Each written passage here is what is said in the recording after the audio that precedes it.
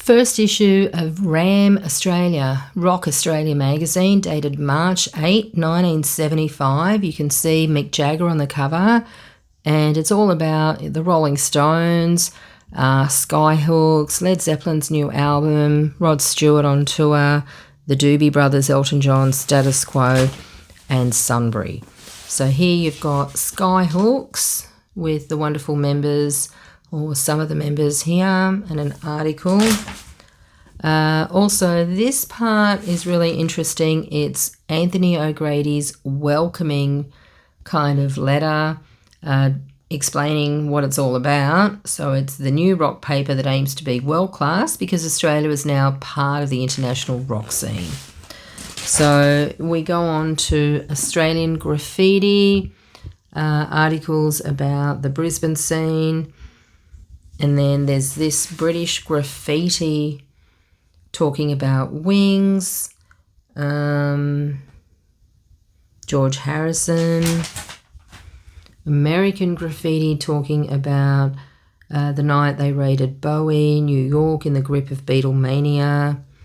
This one is about Status Quo causing damage.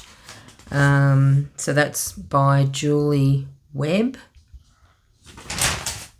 Elton John, all about Elton.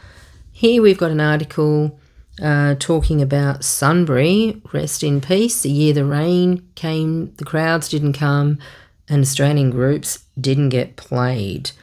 So, yeah, apparently AC/DC were apparently scheduled to go on stage after Deep Purple, but there was a scuffle that concerned their manager, and the group was promptly cancelled. So I've, read sort of a few stories about that. So, it's just all about, who was popular and exciting at the time. Here's some International Dress Circle review. Steve Turner talks about Eric Clapton playing at Hammersmith. Bad Company at Preston. The Hollies in Sydney by Michael J. Tangerine. The Kinks in New York by Lisa Robinson. This one is titled Dirt, and I guess there's lots of various information. For example, Ringo Starr portraying the role of Pope in a movie Litzt with Roger Daltrey. PJ Proby failing to surrender to proceedings about bankruptcy, etc., etc. Gary Glitter. So look, lots of various tidbits. The Doobie Brothers. There's an article about them.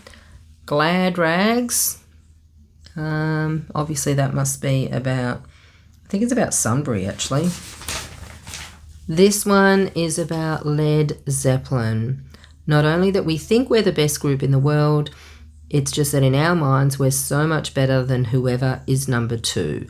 Apparently Robert Plant said that in 1975. So here is the new double album, Physical Graffiti, which happens to be my favourite album actually. So there's a whole bunch of review type, mutterings and just information and reviews and opinions. This one is about the Great Stones split. This one is part 1, talking about that Stones split. So just lots of information about that, talking about Mick Taylor, just all kinds of various information, I guess, and what the interviewer was able to get out of the band members. Part 2, blockaded in a Hilton cocktail bar, the Rolling Stones bathed their wounds in whiskey while Jagger recounts the events that led to Mick Taylor quitting the band and hints at the shape of things to come. So very young looking Rolling Stone members. Record reviews. There's Bob Dylan, Blood on the Tracks. There's Judas Priest, Rock-a-Roller. Fleetwood Mac, Heroes Are Hard to Find.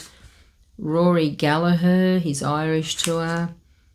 Band of Light, David Bowie, Hush, Come On, We're Taking Over. What else is here? Todd Rundgren, Diodato. And this article is called by Annie Burton, Get on the Dole, Live the Good Life, Ha Ha. Rod Stewart, How I Feel Fantastically Fit, a very young looking Rod Stewart. So just a 2-page kind of story about him. This one is called Beach Party Special, Surfer Joe Got Old the Other Day. And this one that's by Phil Jarrett, actually. And this one is Gladys Knight and the Pips. These are tours that are around Festival Hall, Joe Cocker in Sydney, Randwick Racecourse, Music Maya Bowl in Adelaide, Memorial Drive. What else is here? Bad Company, Gene Pitney, Cilla Black, Roberta Flack, Roy Orbison. Wow, that would have been cool. Sydney Radio, Maybe There's a War coming on. Rod Muir, his first effort to take 2SM to Top of the Pops. And since then he's expanded, etc., etc. Rick Wakeman, The Myths and Legends of King Arthur and the Knights of the Round Table. Here are some Oz albums of the time. They obviously just had the mainstream charts. Elton John, Suzi Quatro, Skyhawks, Bachman Turner Overdrive, John Denver, Deep Purple, Stevie Wonder, Sherbet, Leo Sayer, Rod Stewart, David Bowie, Jethro Tull, Neil Diamond. There's also the UK and the US albums. And that's it, really. The last page is just about rock and roll stuff with Richard Clapton's Prussian Blue. What's that one? Living in the 70s. Ike and Tina Turner.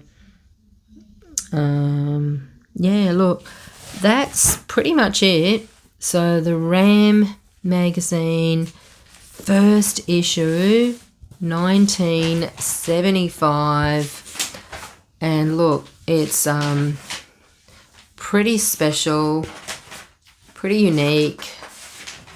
Anthony O'Grady had the foresight to understand what was going on around him and not really, I wouldn't say just capitalise on it, because I'm not sure they really made that much money, but I don't know, just kind of incorporate the society and the kind of cultural, musical world that surrounded him into this kind of format, which I absolutely love, and I think it's so relevant, and I just wish it was still with us today, because honestly, the digital formats just don't cut it for me.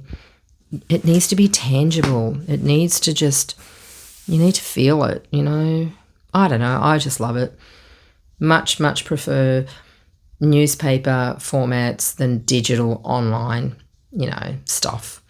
So there it is there. Ram magazine, first issue, March 1975.